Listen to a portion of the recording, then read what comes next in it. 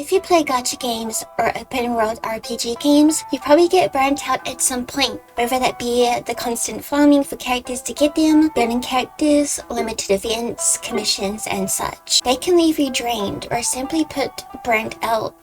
Genshin Impact is a good example of this, as there is so much to do in the game, and it can be very overwhelming, especially for newer players. Today, if you couldn't guess, we will be diving into Genshin Impact Burnout.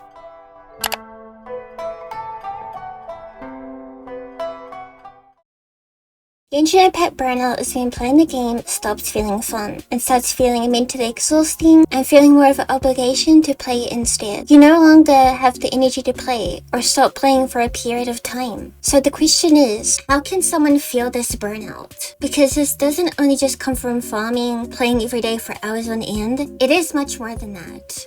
Newer characters who outrun old characters. It seems like with each new region being released on Genshin, characters like Hu Tao being replaced with Arlecchino, as she is stronger and works better supposedly. I mean, this makes sense, right? It is also a gacha game, so it is expected that characters will get replaced with stronger and better units. Just because it is expected does not make this a good thing. Because what if I love my Hu Tao? What if I want to keep using her? What if I don't want to replace her? See, the problem with these newer characters is the frustration and anxiety some players get when the character itself is a must pull, meaning you need this character because they are super good for whatever reason. Meta is strongly influenced in this, especially if you play in the meta. But whether or not if the character is strong, let's say a character you really like gets released shortly soon or has a rerun, but you don't have enough primogems. It's either A, you explore a certain region and grind for primogems, or B, you spend money. So which one of these two can you guess is Burnout? The banner has a timeline of under a month. Phase 1 or Phase 2 with the character you want. Pretty much have a month's time to gather more than a 10 pull unless you are lucky with your pulls, or you're guaranteed for the 5-star. The only people who would be feeling this burnout is if they are pulling for every month, 7 months straight on like all of the banners. Girl, are you okay?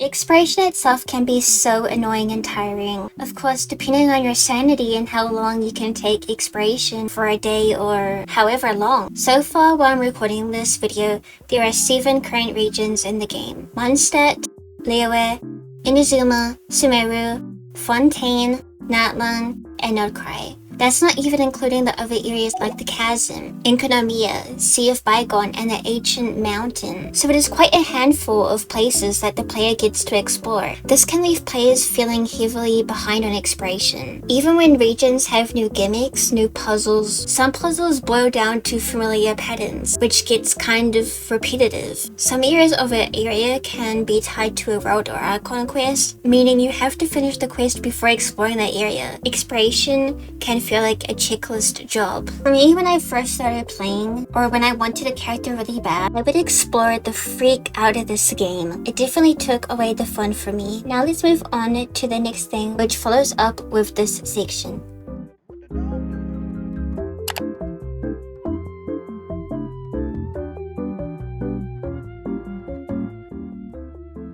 So if you're someone who loves 100%ing everything in a game, girl, I'm about to call you out, because this really draws the line of straight up burnout energy. A completionist is when the player completes everything in the game. So this could be completing off the quest, exploration, TCG, and more. In doing so, you'd be burnt out more than likely, and have nothing really else to do in the game, other than in-game content and new game content. I can't lie, I am a completionist.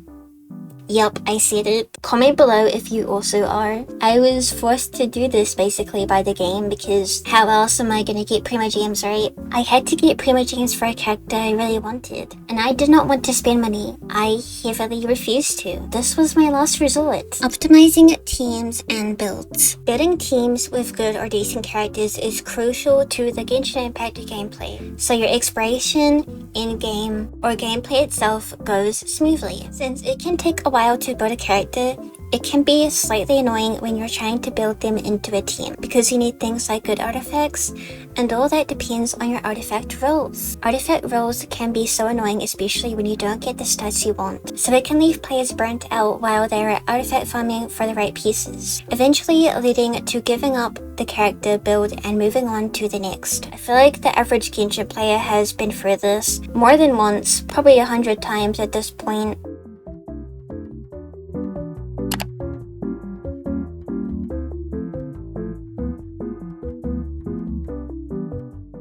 So what is the 50-50? Genshin has a petty system. Petty system guarantees a 5-star every 90 pulls. Sometimes you will end up getting the 5-star earlier, it kind of just depends. It has a 50-50 chance to get the featured character, and a 4-star every 10 pulls. I don't know what it is about losing 50-50 on a gacha game that really just complicates my emotions. If you do or don't spend money on a banner and end up losing 50-50 and obtain a standard character, the frustration really hits, and possibly making you quit or take a break from the game.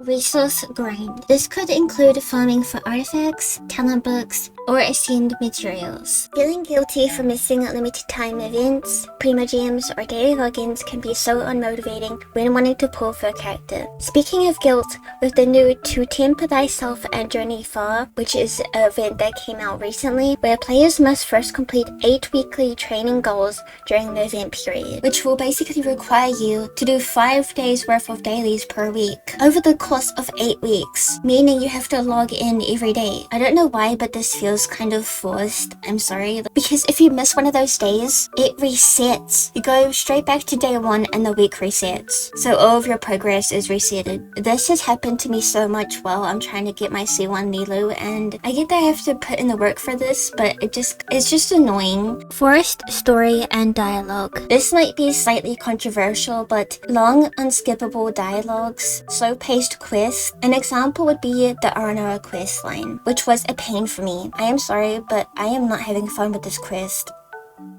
Like, I'm done. Like, yes, it was cute, but wow, no skip button? I feel like we are never going to get a skip button. Repetitive daily chores, which is basically logging in, doing your commissions, spinning a resin, and that's it.